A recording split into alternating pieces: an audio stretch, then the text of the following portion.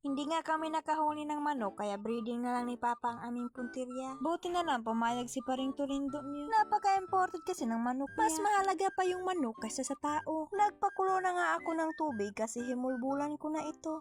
Ano ba kasing Tagalog ng himulbulan? Kahit hindi siya pumayag, wala siyang magagawa.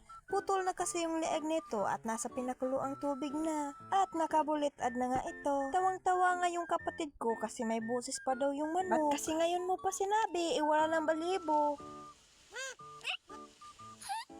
Natapos ko na kunin yung mga balhibo kaya nilinisan ko na ito. Ang totoo niyan, dadalhin kasi ito sa Christmas party. Nilinisan ko na nga yung nasa ilalim kasi tinibukon ko ito. Tangad lang naman, sapat na dito. Napakadami nga ng kinuha ng kapatid ko. Kala mo naman kung gaano kalaki yung lulutuin. Tinurog ko na nga yung punuan ng tangad para labas ang lasa pag nasa tinula na. Nilagay ko na nga yung tangad para matapos na ang paghihirap ng manok na ito.